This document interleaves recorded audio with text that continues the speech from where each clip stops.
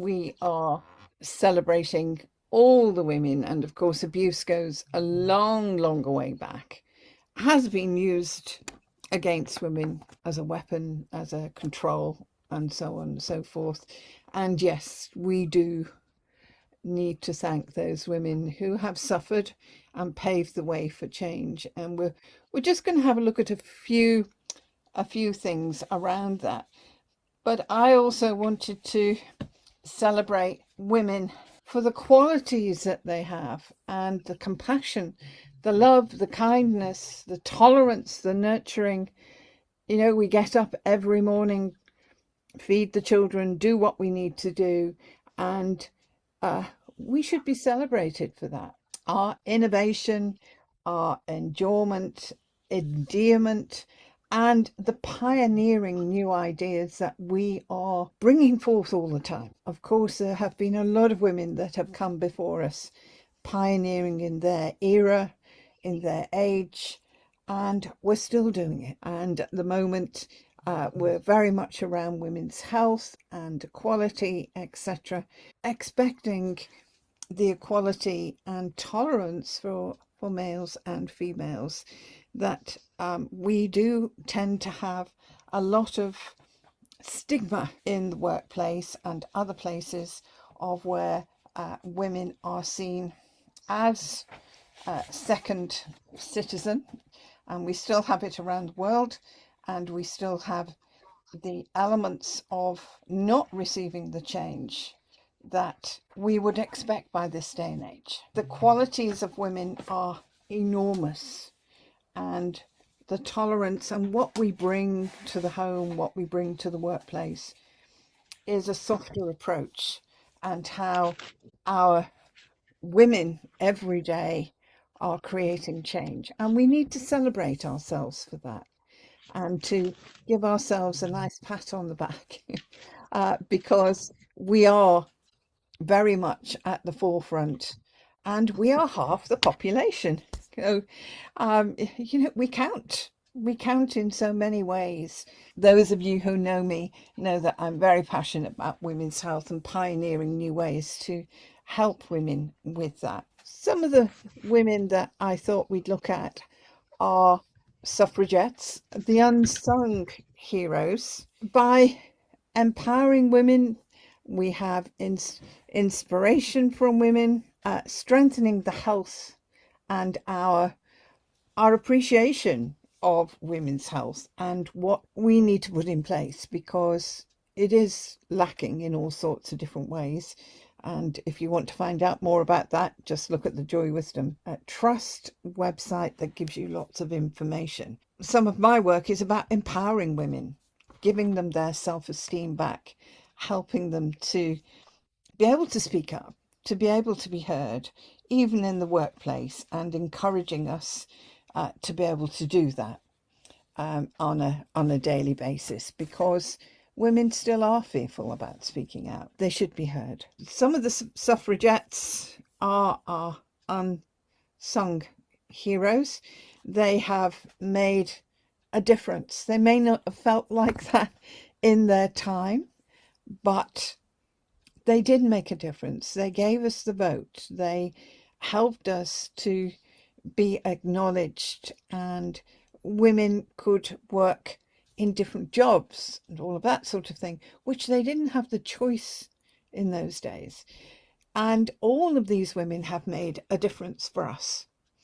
They have sacrificed. A lot of them were cruelly treated and force-fed, etc., because of their beliefs. You can say that it was quite criminal what they did to them at the time. And today we still have those who would want to undermine women that think differently, even men who think differently and want to make change. So we still have that around in society. People are slow to change, and of course we have stigma around women and stoicism in the workplace, but also in relationships, of how males view women and how they see them fitting into society. And of course it depends where you're born, where you are living.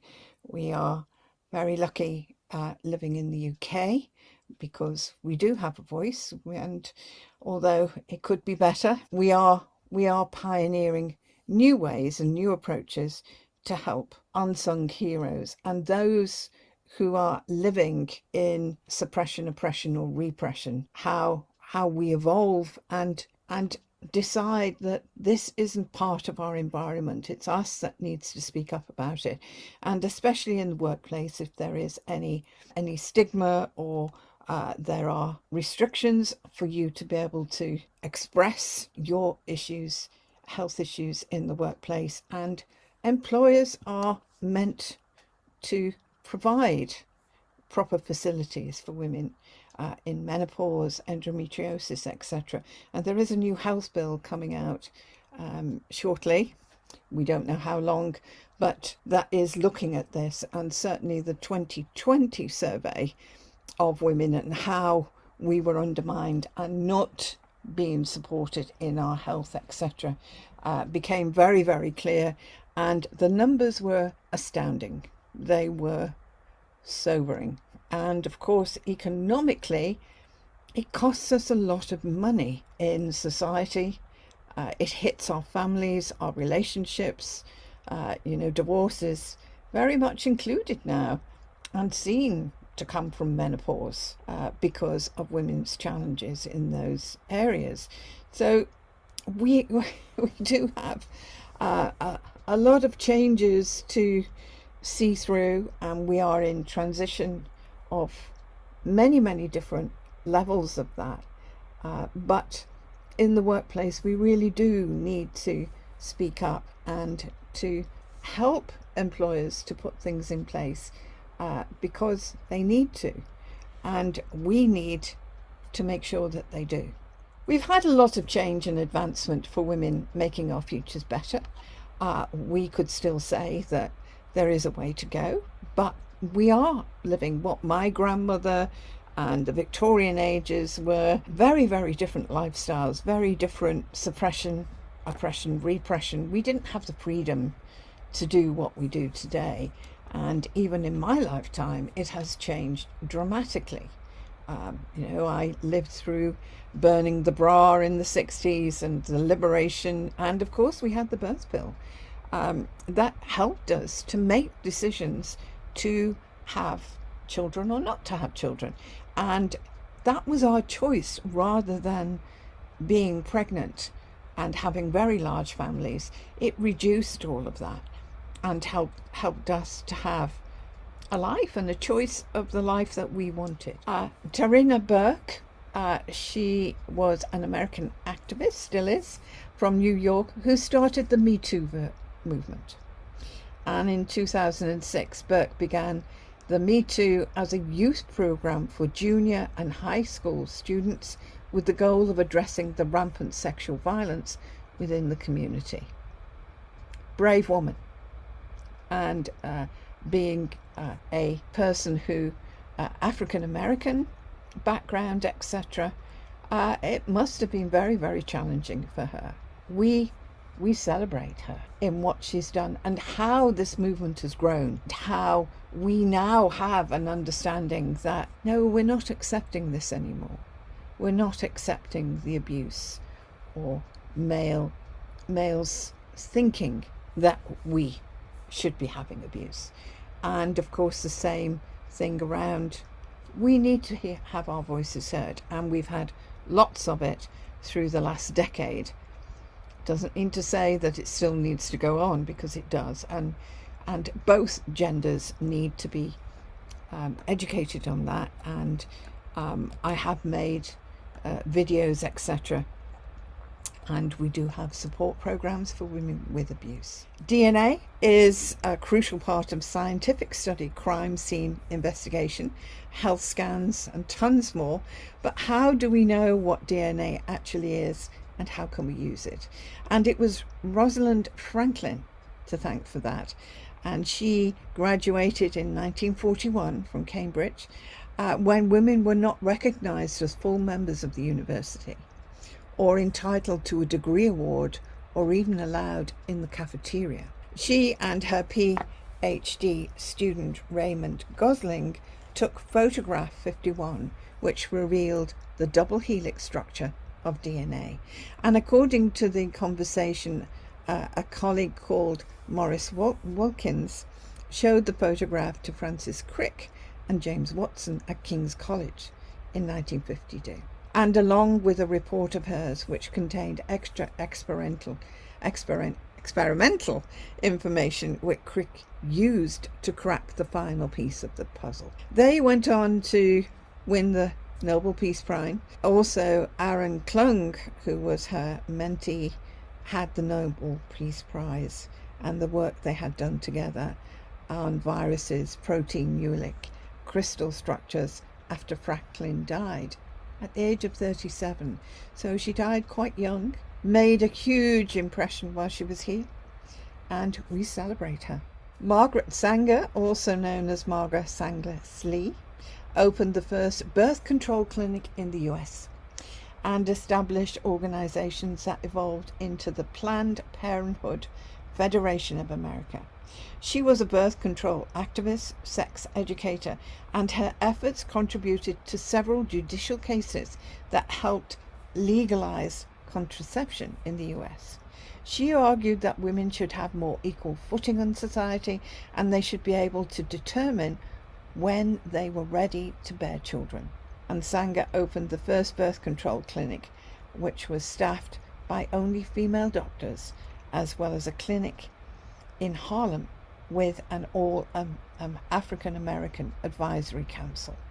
Again, pioneering, and we celebrate Margaret Sanger. Hedy Lamarr, 1914 to 2000, was known as a film star of many roles. And did you know she filed a patent for frequency hopping technology? She also had a very good brain. Her experiments became the basis for what we know as the Wi-Fi, GPS and Bluetooth that we use today.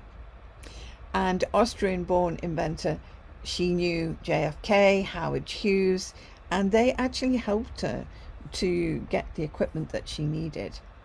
Her technology aimed to protect wartime radio communications, blocking Allied torpedoes from the Nazis. And Lamarr nor her estate received any money from the multi-billion-dollar industry she laid the foundations for. Rather sad. She's not really been acknowledged, but we celebrate her tonight. Sandra Day O'Connor is the first woman to be appointed to the Supreme Court of the United States, the highest court in the land, and her vote was often swung a vote of divisive cases and tackled issues such as gender discrimination, abortion rights, sexual harassment, and freedom of religion. And when O'Connor attended law school in the 1950s, only 2% of students were women. But by the time she retired in 2006, a massive 48% of law students were women. Well done. And Kerr is a notable graphic designer who developed some of the key interface and typeface elements for Apple Macintosh. With no art school background, she worked from a $2.5 grid notepad to create the 16 by 16 pixel art to make the interface as user-friendly as possible. Despite her humble beginning, her icons were some of the most recognizable of computing today, including the Genius command key and the trash can, as well as the lasso tool, Photoshop, and she focuses simplicity and create vital metaphors that users understand and enjoy today. She has also been a design consultant for Microsoft, IBM, Sony Pictures, Facebook, Pinterest, and has been called a pioneer of pixel art and of the graphical user interface, and lauded as one of the most significant technologists of the day. We do have brains. If you've seen 2016 Hidden Figures, the film, you'll be aware of the outstanding work of Mary Jackson, Katherine Johnson, Dorothy Vaughan, three African American women known as human computers, who were crucial in key parts of NASA's work. However, they're not the only women in NASA that history has kept hidden away. Annie Easley was a computer scientist, rocket scientist, mathematician, with a career spanning 34 years. Easley developed and implemented computer code that analysed power of technologies, helping determine viable solar, wind and energy projects, as well as identifying energy conversion systems and alternatives to solve energy problems. However, she's best known for her work as a centaur, described as America's workhorse in space and used for over 220 rocket launches.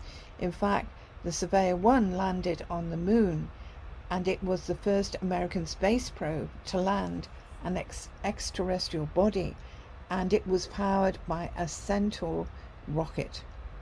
Her work also contributes to the 1997 launch of Cassini, a project involving NASA, European Space Agency and Italian Space Agency, which saw a probe sent to study Saturn and its system rings and neutral satellites. Easley also used her education to help others fight against racial inequality, and during a time when Jim Crow laws were in place to maintain deliberately inequality and segregation. We come back to a lot of the hassle that women still live with and the deprivation that they can be involved in, especially in war-torn areas that we see around the world today. And women are used as weapons. They are used to abuse, break and reseed so that their perpetrators live on in future generations. So are you a trailblazer? Are you making a trail of change for women? Are you passionate about women? I would love to hear your story, and perhaps we'll have a chance to do a little bit of that before we do a little bit of de-stressing and keeping us nice and relaxed this evening. So if you are a trailblazer, you're making changes, you are determining differences for women, please put it in the chat and let me know. We need to celebrate women because they are half the population and we do count in many, many ways, and most men couldn't do without us. So we need nurturing, we need looking after, and we need understanding that life is precious, and so are women. Thank you. Please find out more on Joy Wisdom Trust, www.joywisdomtrust.org. Thank you. Until next time.